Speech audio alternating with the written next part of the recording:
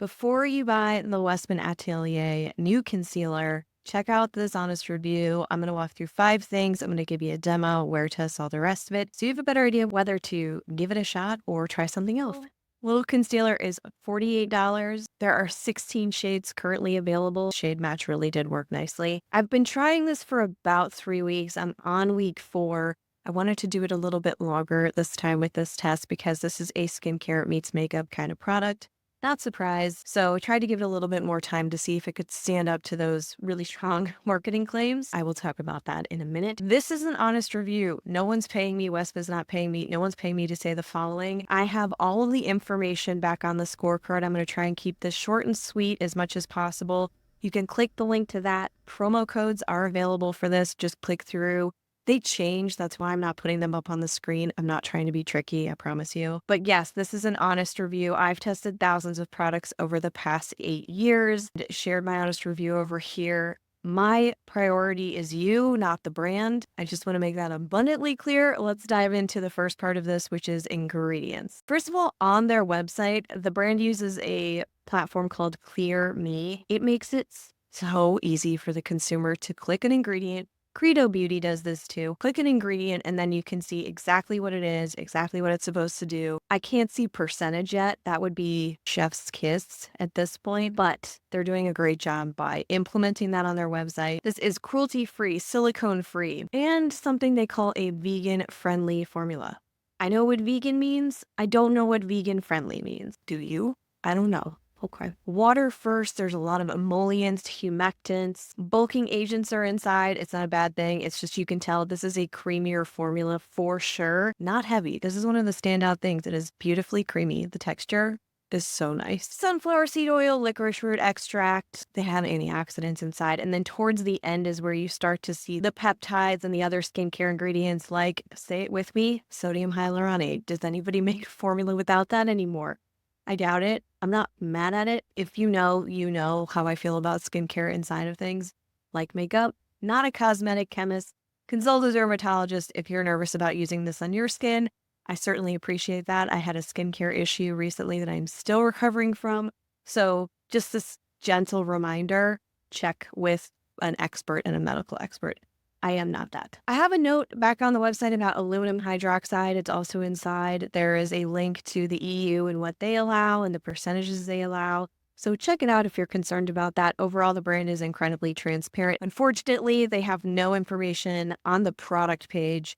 They might have it on their about page, and usually I link to that on my scorecard post, but it needs to be front and center for the consumer so it's easy to understand what is this made of? How can I recycle it? If they had it there, it'd be great. Just saying. Application. Okay, I'm going to apply it, and I'm also going to show you the demo so you can see up close and in natural light because that really does make a difference, but I'll apply some right now, and then I will compare it to some others on the market that I think are good comparisons for this. Right now, I am wearing the Iris and Romeo, which is a good comparison for this. Really strong coverage. So let me take this off. I did get 8 hours last night. Can't say the same for earlier in the week. We've gone concealer free. Application, I try several types of application. I really encourage you to do the same because you might write off a product and you just might not have found the best application. I try all different types of brushes. I try the sponge. From the brand, they recommend just putting a few dots on and pressing it in with your finger or using the Westman Atelier brush. Hello, no shocker there. I started with the finger, tried a brush, tried several brushes, and here's the combo that I have come to know and love. It starts, surprisingly, with an eye cream. I just reached for it one day. Sometimes these happy accidents are great for me. This is the Alpine Instant Bright Eye with niacinamide in it. I put a tiny, tiny dab under the eye. And then normally after this, I would do brows or let it sit for a second. You got to kind of give it a minute. I'm not really going to do that necessarily unless I just keep talking, which tends to happen. But one of the reasons why I like this eye cream, they are not paying me to say this, but this was gifted. And I do have a promo code for this too. It's lightweight, very, very lightweight. Like I've probably already mentioned, I don't even know, I'm talking so fast. From there, I take this concealer and I will not bury the lead here. A little bit goes a long way. It's lovely in terms of texture. You can dot the doe foot into the corner. It's actually pretty easy to do. It's a small little doodad right here. It's little. It's like petite. And then I usually put it on the outside. I'm barely touching it to skin. Don't ask me why this part happens to work for me, but it does. I feel like it glides the product across without lifting a lot of it for me. So I'm not losing coverage. There you go. That's why I do this part. So I have a Fit Glow brush. There's a kitten foot. I actually really am not a fan of that under my eye. It just doesn't fit very well. But this flatter brush seems to work well. So if you have anything like that, I'll put a link to this one as well. It's double-sided too, so it's a bonus. And then I just get into that corner like so and spread it around. I'm telling you, I'm touching feather light touch. This formula glides so nicely for such a creamy formula. It's not thick. It really is truly creamy if you get it. Not like a whipped creamy, just a real creamy, substantial formula. I'm just sort of maybe gliding, trying not to pull, just like barely touching to spread it across. That's all I do. And you're like, ah, it looks pretty good. This is not blended in. Up close, it would look a little patchy. From there, I take the finger. This takes all in all under 5 minutes for me to do. I'm just giving you a step-by-step, play-by-play here. I focus on the inner corner. Another wonderful part about this product is I'm not even looking up close in the mirror. Normally I need to. Again, that speaks to how well this melts into my skin, at least, prepped skin. So you can see this is just one layer and it's doing a pretty great job. I can already tell because I wasn't looking closely in a mirror. There's like a little corner here that I always like to reach. So I'm just going to do that and show you building quickly. Also a very large part of application. If you like to build, if I don't want to use the angled part, just kind of like pat it in. There we go. And then we press. It's kind of great. It's not perfect, by the way. There's going to be a couple of comments about that auto setting feature, but self setting, not auto setting. And then elsewhere on the face, if I need to cover up redness, spot treatment, very, very simple. Let's see, there you go. You can see me just pressing that in and it becomes relatively undetectable. My mom came over the other day, caveat, anecdote, whatever you want to call it. She came over the other day and I'm doing a huge decluttering. And so she gets first dibs as she should. She's the mama. And so I said, okay, well, at the very end of this whole hour, I'm like, all right, you got to try this new stuff. It's from Westman. And she goes, oh, it has a cachet to it. People still say cachet. I do. So we tried it under her eyes and it looked phenomenal on her skin. She's 75, 76. Readiness, get that out right here. Anyway, so she freaked for it. And that's all I have to say about that. Just want to let you know, this is a 40-something-year-old. That's a 70-something-year-old. I found it to be very easy to apply on both faces. Because there were a few steps, I gave it a 4 out of 5, but really it takes no time at all. So I'm debating on giving it. We'll leave it at 4 out of 5 for now. Coverage. This claims to be medium buildable coverage. So this is one side, this is the other side. I do believe this hits medium very well. Let me know what you think between the two. Also, let me know if you've tried this. If you've tried the concealer, what your experience was, and what type of skin you have as well. Leave that below for additional context because I don't like to just be an opinion of one over here, even though it's a solo channel. Thank you for that if you care to leave it. But yes, medium to full buildable. I think you can get there. Lightweight coverage that brightens and feels like nothing. It's not sticky. It's not tacky. Let's try the other side. There are soft focus pigments, this is the claim, that are supposed to blur and bounce light. So there's some pearlizing things in here. I think it does a really good job with brightening in a way that doesn't have this shine, shimmer, or high contrast. A lot of that depends on the shade you're going to get, we know. But with this shade, sometimes they can skew a little funky for me. So this really did brighten, in my opinion. This is the trickier eye. For me, you know how one eye is just easier in application than other? Do you guys have that too? I don't know if it's just me or not. The tricky one. It's a little creasier. Crease more? Creasier? That's not a word. There's one layer on that side.